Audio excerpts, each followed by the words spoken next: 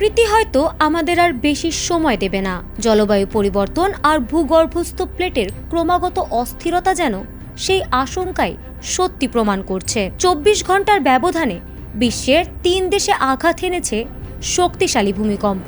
লাতিন আমেরিকার ভেনেজুয়েলা, এশিয়ার জাপান এবং উত্তর আমেরিকার মার্কিন যুক্তরাষ্ট্রের ক্যালিফোর্নিয়ায় এই ভূকম্পন অনুভূত হয়।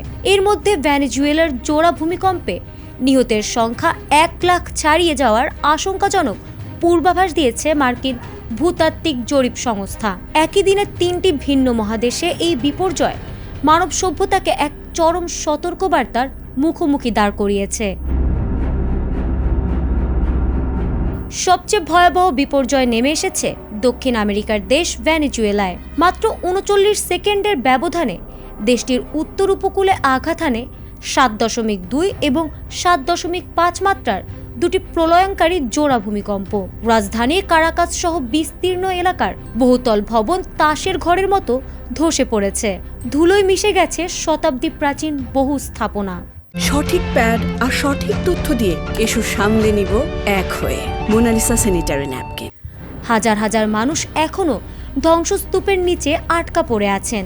ইউএসজিএস এর প্যাজার সিমুলেশন অনুযায়ী এই দুর্যোগে মৃতের সংখ্যা 10,000 ছাড়ানোর সম্ভাবনা 44% এবং 1 লাখের বেশি মানুষের প্রাণহানির শঙ্কা রয়েছে 30%। অন্যদিকে প্রশান্ত মহাসাগরের অপর প্রান্তে জাপানের কুজি শহর থেকে 35 কিলোমিটার উত্তর পূর্বে আঘাত এনেছে 6.9 মাত্রার আরেকটি শক্তিশালী ভূমিকম্প।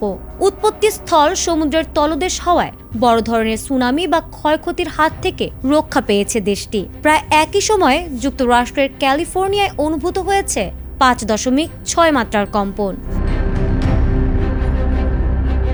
ক্যালিফোর্নিয়া ইনস্টিটিউট অব টেকনোলজির ভূকম্পবিদদের মতে এই 3 ভূমিকম্পের মধ্যে সরাসরি কোনো ভৌগোলিক যোগসূত্র নেই। এটি একটি চরম প্রাকৃতিক কাকতালীয় ঘটনা।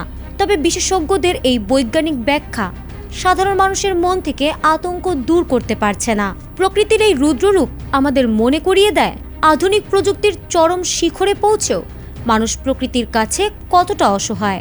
একের পর এক বিপর্যয়ের এই ধারাবাহিকতা হয়তো পৃথিবীর শেষ সতর্কবার্তা। প্রকৃতি তার ভারসাম্য ফেরাতে আমাদের হয়তো আর বেশি সময় দেবে না। এখনই পৃথিবীর সুরক্ষায় বিশ্ববাসীকে এক না হলে ভবিষ্যতে এমন মহাবিপর্যয় এড়ানোর কোনো পথই আর খোলা থাকবে না। ফারহানা হক, ATN বাংলা।